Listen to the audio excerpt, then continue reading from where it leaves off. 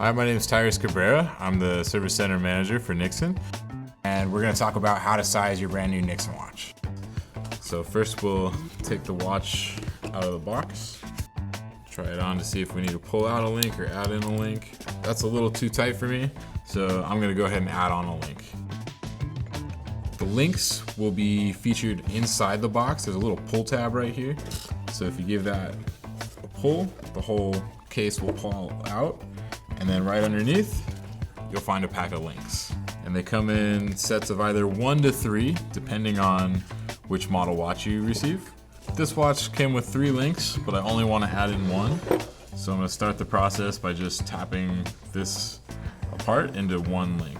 You'll find on the back of these links there's arrows, and the arrow is the direction that you're going to push the link pin out. So we'll find the arrows, and we'll place the arrows facing down in our link block. And then we'll take our tapper tool.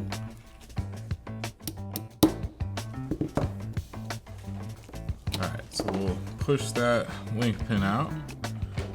It should slide right out. And you can separate 1 link from the trio. Now we're going to take this link and connect it to the watch bracelet.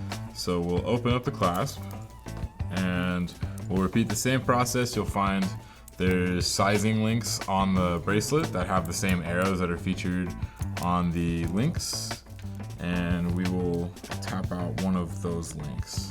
So we'll place the whole bracelet in the band block, and we will push out one of these link pins. So once the link pin is pushed out, you can slide it out and open up the whole bracelet. And we will connect the link that we just removed from the trio. We want to make sure that the arrows are on the same side. And when we drive the link pin back in, we want to go against the arrows. So if we drove the link pin out away from us, we want to push it back in towards us. And when you look at the link pin, you'll notice that one side is narrower than the other side, and on the thicker side there's actually a little rivet.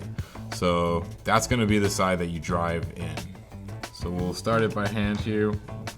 Weave the skinny side of the link pin in, and then once you get it started by hand, then we'll tap the rest of it in with the hammer. And when you're tapping the link pin in, you want to use the softer side of the hammer, so that way you don't mar up the side of the bracelet.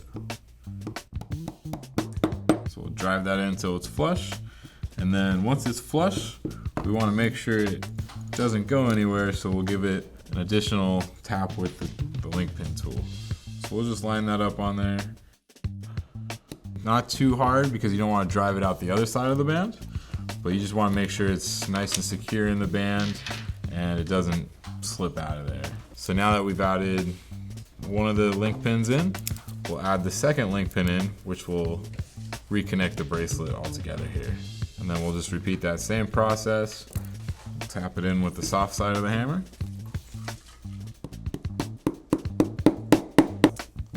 And lastly, we'll give it a finishing touch with the driving tool.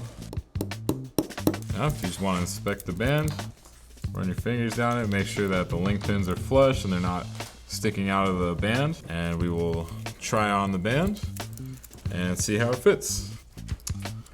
So the fit is going to be up to the individual. Everybody has their own preference, whether they like it a little tighter or a little looser. I don't like mine so loose that it flips around my wrist, but I also don't like it loose enough to where there's a whole lot of play.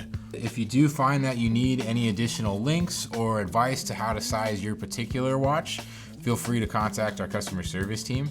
They'll be available via phone and email Monday through Friday, 8 to 5 Pacific Standard Time. And we'll be able to kind of help you out, troubleshoot you over the phone or via email, and get your watch back up and running for you.